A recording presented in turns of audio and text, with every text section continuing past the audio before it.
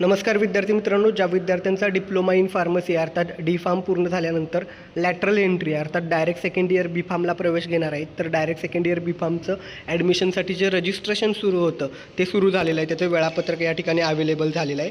या ठिकाणी बघू शकता तुम्ही रजिस्ट्रेशनसाठी ओपन कॅटेगरीसाठी जनरल कॅटेगरीसाठी 1300 इतकं रजिस्ट्रेशन फी असेल, रिझर्व कॅटेगरीसाठी 1000 रुपये इतकी रजिस्ट्रेशन फी असेल. या ठिकाणी ॲडमिशनची डेट बघू शकता. रजिस्ट्रेशन सुरू झालेलं आहे 8 जुलै 2026 पासून. लास्ट डेट रजिस्ट्रेशनची असणार आहे 18 जुलै 2026. अर्थात यामध्ये पुन्हा बदल होऊ शकतो, मुदतवाढ होऊ शकते. तुमचं जे डॉक्युमेंट व्हेरिफिकेशन आहे ते तुम्ही ई स्क्रुटिनी किंवा फिजिकल स्क्रुटिनी पद्धतीनं करू शकता. 9 जुलै ते 19 जुलैच्या दरम्यान तुम्हाला या ठिकाणी व्हेरिफिकेशन डॉक्युमेंटचं करता येणार आहे. एखादं डॉक्युमेंट तुमच्याजवळ अवेलेबल नसेल तर त्याची रिसिप्ट पण अपलोड करू शकता किंवा ॲप्लाइड बट नॉट अवेलेबल हा पर्याय निवडू शकता. आत्ता कॅटेगरीचे डॉक्युमेंट नसतील तरी तुम्ही ओपनमध्ये फॉर्म भरू शकता. आणि पुढे जो ग्रीव्हियन्स पिरियड असतो, प्रोव्हिजनल मेरिट लिस्ट येते 21 जुलै 2026 आणि त्यामध्ये काही त्रुटी असतील, तुम्हाला कॅटेगरी नाव मार्क्स यामध्ये काही चेंज करून घ्यायचं असेल, काही माहिती चुकीची आली असेल तर ते ग्रीव्हियन्स पिरियड अर्थात 22 जुलै ते 24 जुलैच्या दरम्यान तो तुम्ही बदल करून घेऊ शकता ग्रीव्हियन्स अपडेट करून.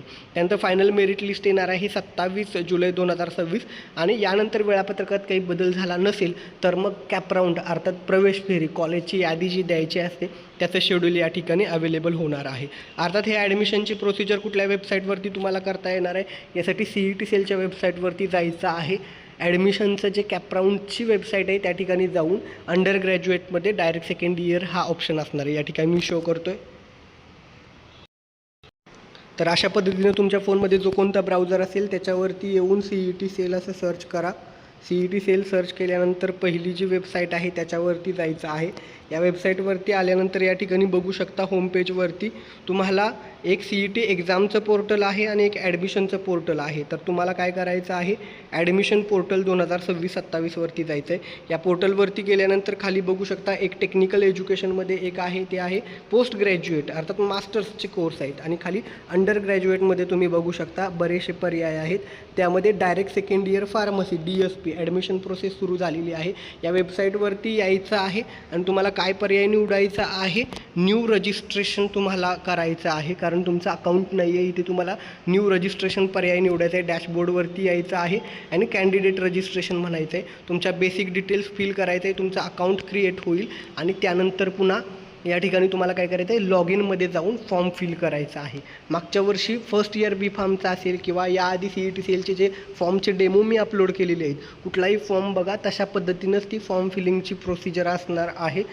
या ठिकाणी तुम्ही मोबाईलवरती पण फॉर्म भरू शकता किंवा या ठिकाणी कॉलेजमध्ये तुमच्या लॅपटॉप PC अवेलेबल असेल, कम्प्युटर लॅब असेल तिथं जाऊन भरू शकता किंवा तुमच्या जवळ फॅसिलिटी सेंटर जिथे डॉक्युमेंट व्हेरिफिकेशन होतं असं कुठलं सेंटर अवेलेबल असेल तर त्या ठिकाणी जाऊन देखील तुम्ही या ठिकाणी फॉर्म भरून घेऊ शकता किंवा फॉर्मचं व्हेरिफिकेशन करू शकता. जर तुम्हाला फिजिकल पद्धतीनं डॉक्युमेंट व्हेरीफाय करायचे नसतील तर ई स्क्रुटिनी पर्याय निवडू शकता. ही माहिती आवडली असल्यास व्हिडिओला लाईक करायला आणि जे कोणी डिप्लोमानंतर बी फार्मला डायरेक्ट सेकंड इयर ॲडमिशन घेत आहेत त्यांच्यासह व्हिडिओ शेअर करायला विसरू नका. धन्यवाद. थँक्यू.